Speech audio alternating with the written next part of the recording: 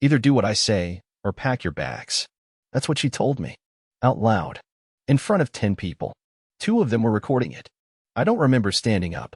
I don't even remember pushing the chair back. But I remember the screech of it scraping the hardwood floor, sharp and violent, in the way every conversation at the dinner table just died. Like someone had pulled the plug on sound. I also remember the smile on her face. Tight. Victorious.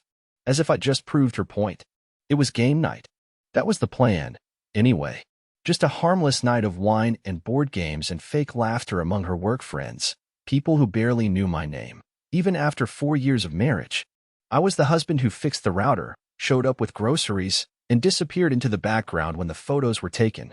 I had a role, and it didn't include speaking up. Until I did. I hadn't planned to. I wasn't even angry when we arrived. But somewhere between her 3rd glass of Merlot and the 5th time she called me, adorably slow, something inside me buckled. I had answered a trivia question wrong. That's it. A trivia question.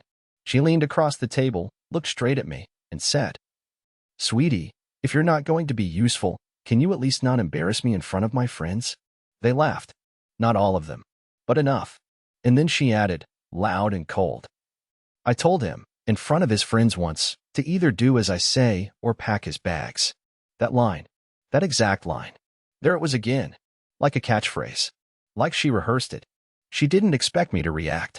She never does. That's what made the silence so loud when I stood up and said, "Do you want me to leave now, or wait until dessert?" No one laughed this time. Not even her. She blinked. Once. Twice. Like her brain needed to reboot. Then she said, "Oh, come on, Halden. Don't be dramatic. It's just a joke." That word. Joke. I picked up my jacket. My phone buzzed twice in my pocket. Group chat notifications. I didn't look. I walked out. I made it halfway to the elevator before I remembered my keys were in her purse. So I went back in. I shouldn't have. Because when I opened the door again, I heard Keen, her coworker, say, "Damn. He actually left. I didn't think he had it in him." And her reply? "Give him 5 minutes. He always comes crawling back." There was silence. Then another voice, Ava, maybe, or Mallory, the one who always gives me polite pity eyes, muttered, "That was kinda harsh, Serafina." I didn't wait to hear the rest. But I did get my keys. And I didn't crawl back. I drove around for 3 hours. No music. No destination. Just me and the hum of the engine and the replay of every second in my head. And when I finally parked outside our apartment and looked up at our window, her light was still on. She hadn't called. She hadn't texted. What I didn't know then was that she had sent a message. But it wasn't to me. And it would be the first domino in a collapse I never saw coming. I didn't sleep that night. I didn't even pretend to try. I parked 2 blocks from our apartment, reclined the seat in my car, and just stared at the ceiling like it might have answers. I could still hear her voice echoing in my head, not the words exactly, but the tone. That mix of arrogance and dismissal, like I was a piece of old furniture she was waiting to replace but didn't want to move on her own. I thought I'd go back in the morning, maybe pack some things, maybe even talk. That was the plan. But plans don't mean much when your reality's already rotting underneath. At around 5:40 a.m., I went home. She was still asleep. Face buried in the pillow, one leg sprawled over my side of the bed like she owned it.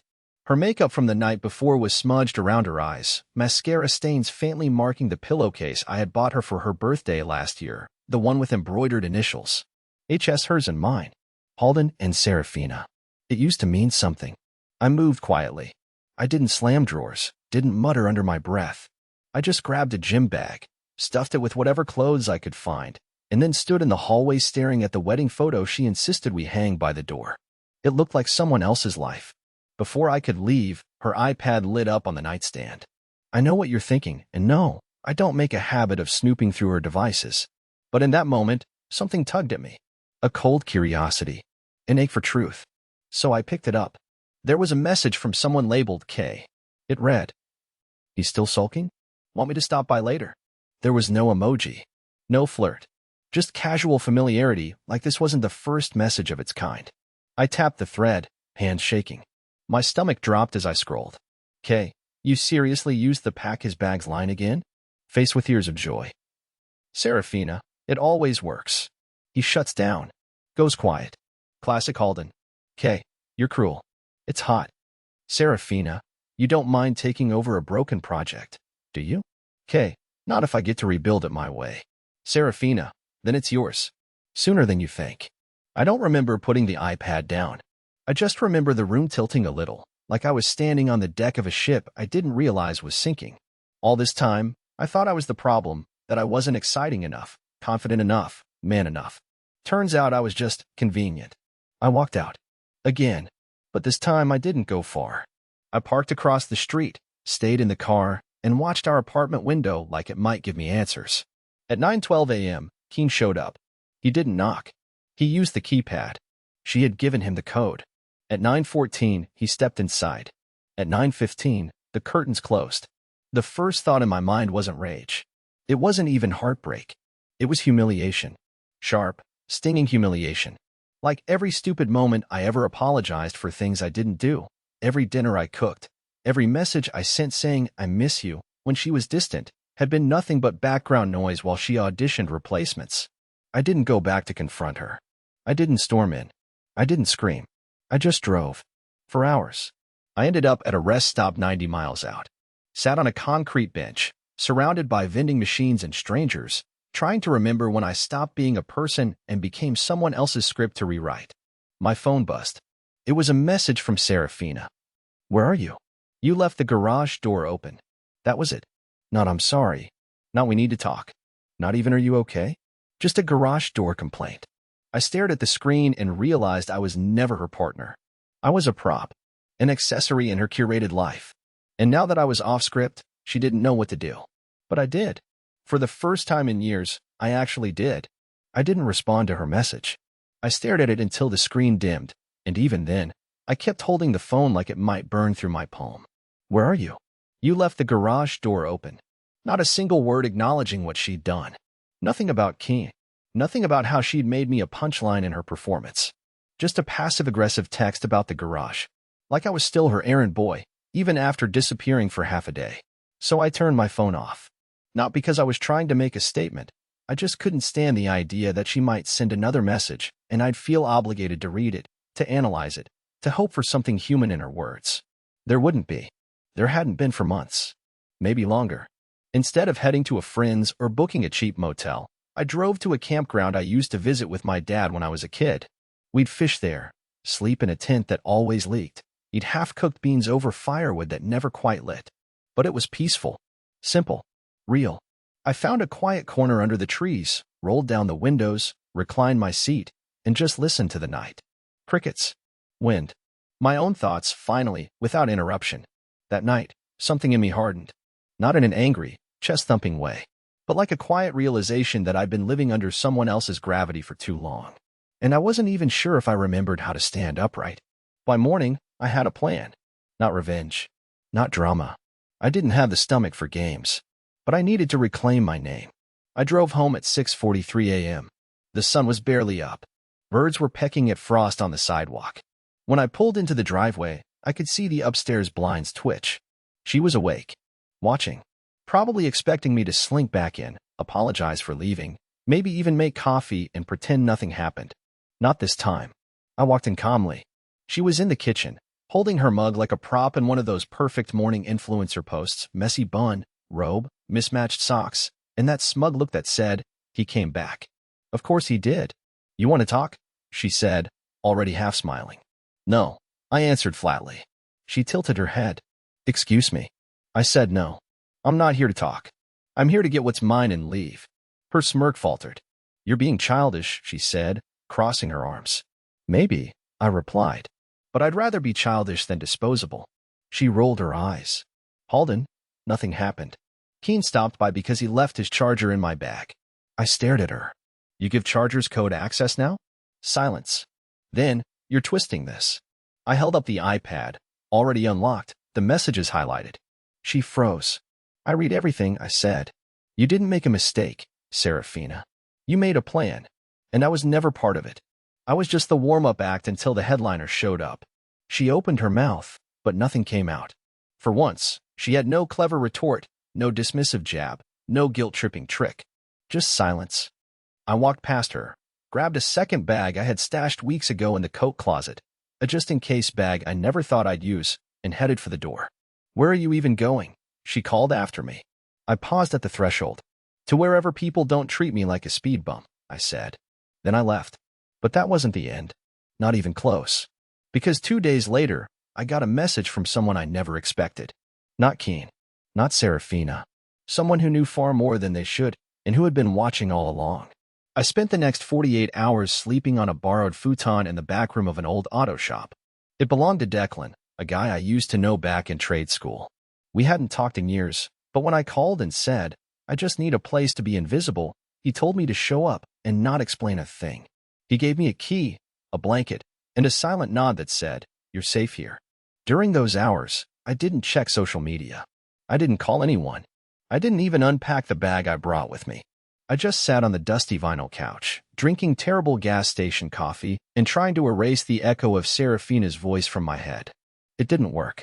On the third morning, I finally powered my phone back on. The notifications came in a flood, 22 texts from Serafina, half of them trying to explain, the other half accusing me of overreacting, 3 missed calls from her mother, and 1 from an unknown number. That last one wasn't a call. It was a text. She did this to someone else before you. I have proof. Meet me at 4 p.m., Orchard Lot, by the burned-out diner. Alone. At first, I thought it was a prank. The timing felt too dramatic.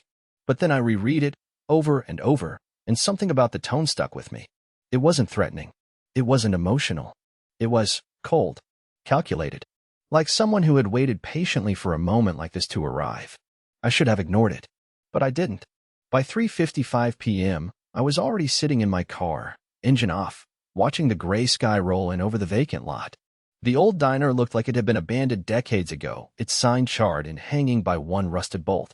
The lot itself was cracked, littered with broken glass, overgrown grass sprouting between the pavement like nature was trying to reclaim the land. At exactly 4:01, a silver sedan pulled in. The driver stayed inside for a moment, then stepped out slowly. She was tall, around 40 maybe, wearing a green raincoat and sunglasses despite the cloudy sky. Her hair was in a tight bun, and she carried a file folder under one arm like it was some kind of classified evidence. She didn't introduce herself. "Your name's Halden, right?" she asked, walking toward me with no hesitation. I nodded. "She used to be married to my brother," she said flatly, until she drained his accounts and left him standing at a notary's office with forged divorce papers. I blinked. What? "She's done this before," the woman continued, holding the folder out to me. He didn't know until it was too late. By then, she was living in a condo someone else paid for. I opened the folder with shaking hands. Inside were copies of text messages, receipts, wire transfers, all under the name Serafina Lane. And photos. Photos of her with a man who looked eerily like Keen, but older, more corporate. The timestamps dated back 5 years. Long before I ever met her. "She disappears when the mask slips," the woman said.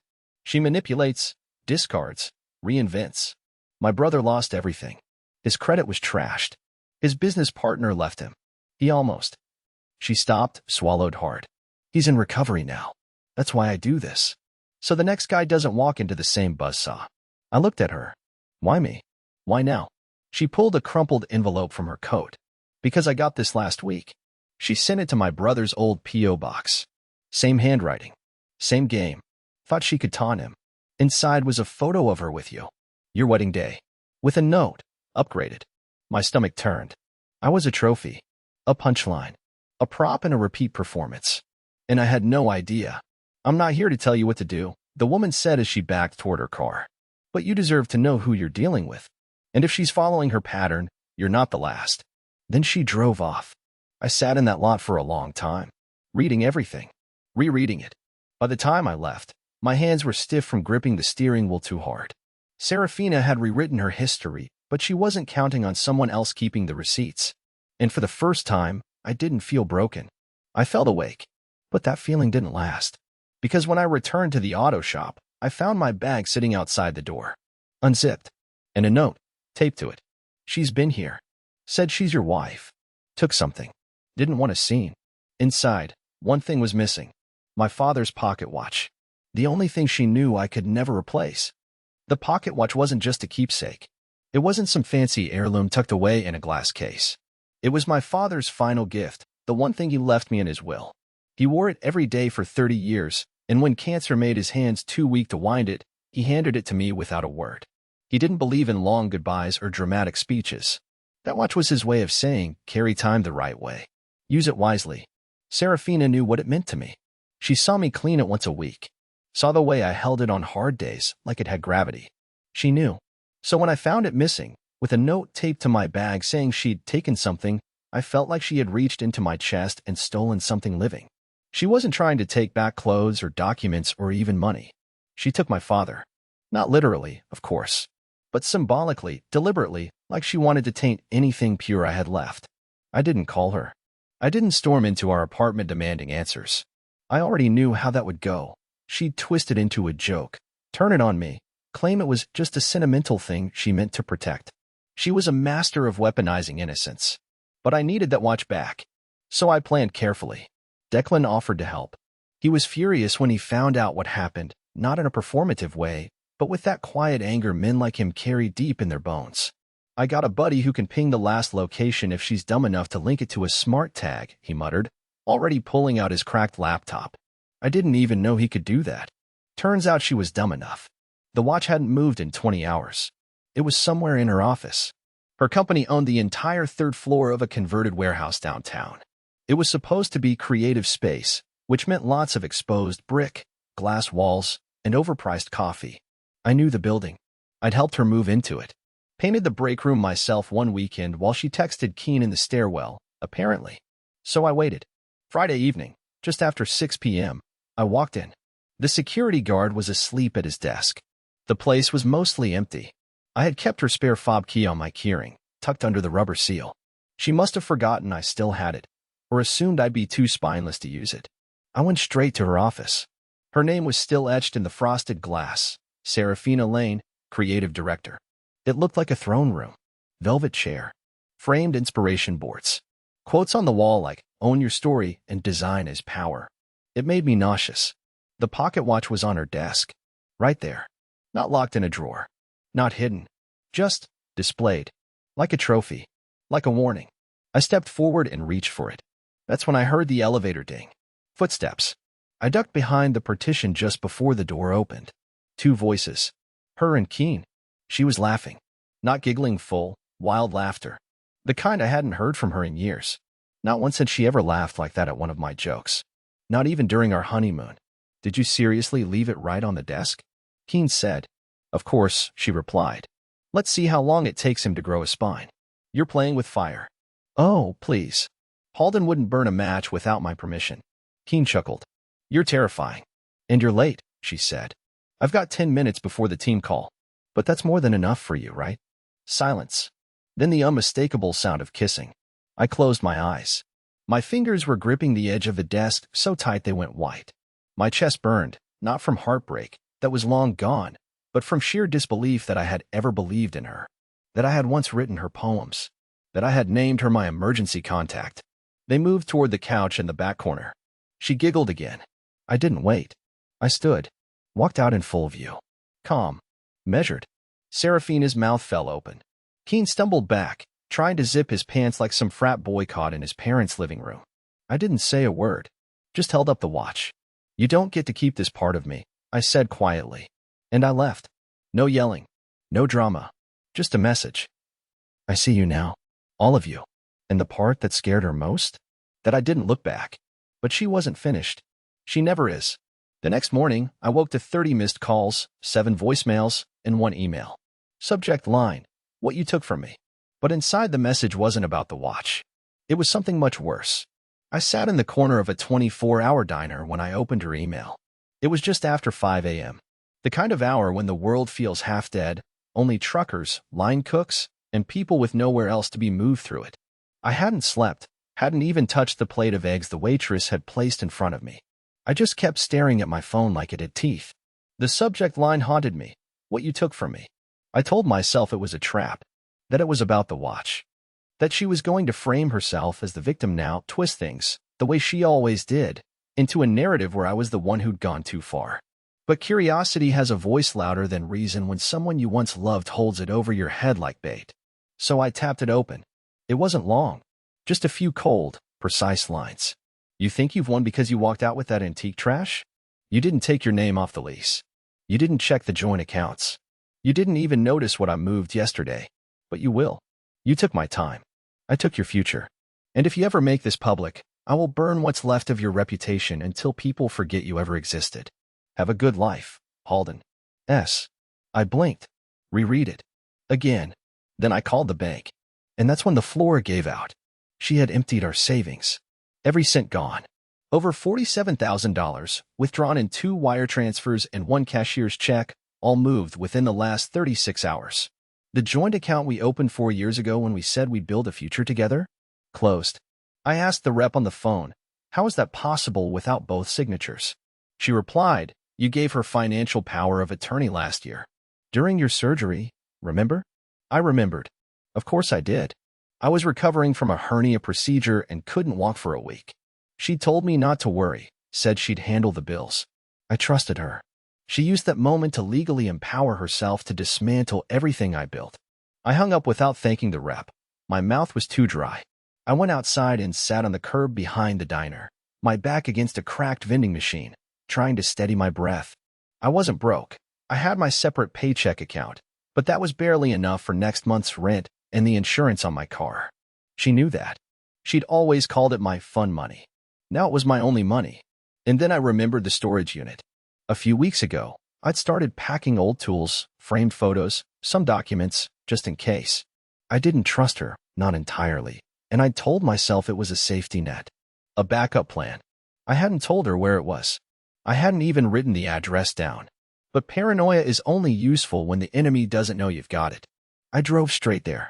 My code didn't work. I tried again. Same flashing red error. I walked around to the front office and asked the clerk if there had been an issue with my unit. He pulled up the account, looked at me, then tilted his head. Sir, this unit was officially transferred to another authorized user yesterday. I felt my heartbeat in my teeth. Who? I asked. He showed me the signature. Serafina Lane. Of course. She had my power of attorney paperwork still on file. She'd used it to transfer the lease. I asked him to check if the unit had been emptied. He nodded. Cleared out by a moving company this morning. Said they were hired to relocate the contents to a long-term storage facility under her name. I didn't cry. Not there. Not then. I thanked him. Walked back to the car. But as soon as the door closed, I slammed both hands into the steering wheel and let out a sound that didn't feel human. It was the noise of something cracking too deep to fix, the scream of a man who'd finally realized that everything had been taken. Not just money. Not just trust. History. She was rewriting my life as if I never existed. I wanted to disappear. And for the next 12 hours, I did. No phone. No GPS. No social media. I parked the car behind an old mill and stared out at the water and wondered if I had ever been real to her at all. But late that night, I got one more message. From Declan. It just said, "You need to see this. Now." Attached was a screenshot. A photo. From Serafina's Instagram. She was smiling on a balcony in some high-rise downtown, wearing my father's watch around her neck like jewelry. And behind her? Keen, wearing my hoodie, with the caption, "Built a life from scratch. Clean slate. No baggage." But she made one mistake. The photo was geotagged, and that one tiny oversight gave me exactly what I needed. Not to get revenge. To get my life back. The moment I saw the geotag on her photo, something inside me shifted. Not rage. Not sadness. Something colder. Focused. I zoomed in on the address, a newly developed luxury high-rise called the Harrow. I'd heard about it before in passing. The kind of place with fingerprint elevator access, doormen who probably made more than I did, and monthly fees higher than my rent. That photo wasn't just about showing off a view. It was a message. I won. That's what she wanted the world to see. Her triumph framed in sunlight and smug smiles, draped in my father's memory and wearing my hoodie like a war prize. But what she didn't realize was that she'd just told me where to find the last missing pieces of my life. Not the money. Not the watch. Me. I spent the next 12 hours preparing, not for a confrontation, but for evidence. I wanted to be smarter than her for once. So I started by visiting a lawyer I'd found online through a late-night subreddit for divorce victims. He called himself the Fire Exit because, he said, he helped people escape burning buildings. His real name was Jonathan Pell, and he worked out of a cramped office above a tattoo parlor in a strip mall that smelled like ink and regret. He listened to everything. All of it. I expected him to laugh, or raise an eyebrow, or tell me I'd been stupid. But he didn't. He just nodded as I talked, occasionally taking notes. You still have the power of attorney paperwork? He asked. I do. Good. That'll help. We'll file the void at first thing Monday. He explained that what she did, draining joint accounts, moving property, reassigning access without disclosure, could fall under a number of violations. Some civil, some criminal. It would take time. But there was a path. A narrow, rocky one. But it existed. When I stood to leave, he looked at me and said, "This is going to feel worse before it feels better." He was right. Because when I arrived outside the Harrow that evening, watching from across the street behind a coffee shop patio, I saw something I wasn't ready for. My cousin Ellie, walking into the building, with Serafina. I blinked, thought maybe I was imagining it. But no, Ellie, the same cousin who'd helped set up our wedding seating chart, who cried when I read my vows, who gave us that framed art piece I kept over my desk for years, was there. Laughing, hugging her, carrying a gift bag. I watched from a distance as they disappeared into the lobby. I felt nauseous. I waited. I couldn't stop myself. I waited 2 full hours, watching the building's side entrance. At 9:13 p.m., they came out again, joined now by Keen. All 3 of them. They didn't look like conspirators. They looked like family. Like people who shared wine and secrets and jokes about the past, my past. I left before they saw me. That night, I went through everything Ellie had sent me over the years. Birthday messages, Christmas cards, random texts. And buried in one of them from 9 months ago, I saw a photo I hadn't looked at closely before. Serafina and Ellie. At brunch. Wearing matching necklaces. Caption, my chosen sister. I was never even in the picture. It all clicked at once. The way Serafina always dodged family functions. How she rolled her eyes when my mom called. The passive digs about people who cling to small-town traditions. She'd spent years replacing my life with hers. Collecting allies. Building a new version of the story where I was the blur in the background. I wanted to scream. But instead, I made a list. Names. Documents. Conversations. Dates. Every lie I had evidence for. I wasn't going to fight fire with fire. I was going to fight it with truth. Cold, traceable truth. And then I did something I never thought I'd do. I called my mother. She hadn't heard from me in weeks. I'd pulled away because I didn't want to explain. Because I was ashamed. She didn't say, "Where have you been?" She didn't say, "I told you she wasn't right for you." She said, "Do you need a place to sleep, baby?" Just like that. The same way she did when I was 12 and came home from school with my backpack stolen and scraped knees. That night, I slept in my childhood bedroom, surrounded by shelves of comic books and the same ceiling crack that used to look like a dragon when I couldn't sleep. And in that quiet space, I found my voice again. The next morning, I scheduled an appointment with a forensic accountant. I had the folder from Serafina's ex-sister-in-law. I had power of attorney revocation forms. I had screenshots, emails, voicemails. But most of all, I had time. Something she thought she'd taken from me. But the watch still worked. And I wasn't done keeping score. 6 weeks later, I stood in the exact spot where Serafina first told me, either do what I say, or pack your bags. It was the backyard of her friend Mallory's house, during a summer party, back when I still thought those little digs were jokes, when I still believed I could win her approval with patience and compromise. Now, I looked out at the lawn from a distance, holding a manila envelope in my hand. Inside was the final piece of a story she never got to finish. The legal process had moved fast, faster than I expected. Between the revoked power of attorney, the misused accounts, and the fraudulent property transfer, her whole facade unraveled like a loose thread on designer fabric. The forensic accountant uncovered transactions she never expected anyone to find: shell companies, private transfers, consulting fees paid to Keen from businesses she hadn't disclosed. Jonathan Pell, my fire exit lawyer, had smiled when he slid the finalized documents across his desk. "You're free," he said. "And not just divorced. Cleared." The court ruled that all funds taken from the joint account after my surgery were to be returned, plus penalties. Her assets were frozen. She was required to return all property in her possession that predated the marriage. That included my tools, my documents, my furniture, and my father's watch. I held it now. The ticking was faint, but steady, just like me. I didn't press charges for the criminal side, though I could have. I didn't smear her name online. I didn't even show up to the final hearing. I didn't need to. Truth had already stripped her down further than revenge ever could. But I did write her a letter. It was short. 3 sentences. I hope the silence teaches you what your noise never could. I hope one day you understand that control is not love. And I hope, sincerely, that you never find another version of me to break. I never mailed it. I didn't have to.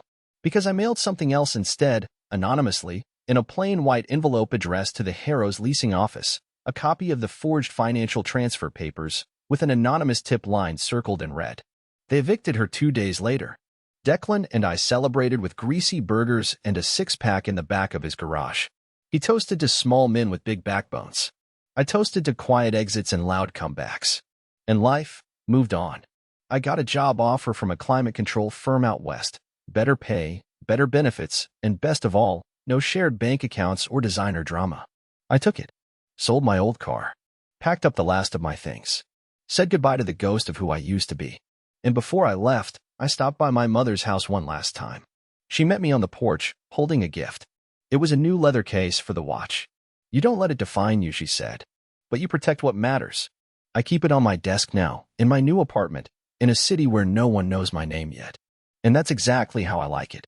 Sometimes, at night, I imagine her still scrolling through photos, still trying to curate a story for people who never knew the truth. But I don't hate her anymore. She can have the likes. I have peace. And in the end, that's all I ever wanted.